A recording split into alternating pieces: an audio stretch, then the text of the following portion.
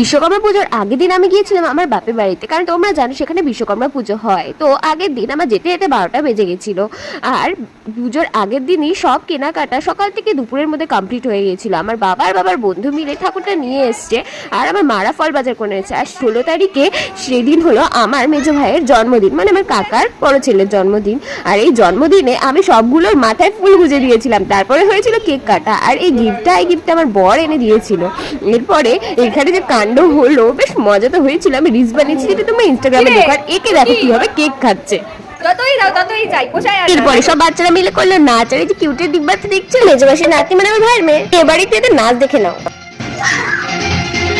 দেখি বিশ্বকর্মা পুজোর দিন সকালে সব যোগাযোগ শুরু হয়ে গেছে। আর আবার মেজো কাকার ভাই জল পেরিয়ে এই কলা গাছগুলো নিয়ে এসে, মানে আমাদের বাড়ির সামনে জল জমেছিল। আর এই দেখো পুজো শুরু হয়ে গেছে, সবাই মিলে যোগাযোগ করে সাজানো। আর আলপনাটাই গেছিলাম আমি। ভিডিওটি লাইক করে প্লিজ আমার চ্যানেলটি সাবস্ক্রাইব করে দিন।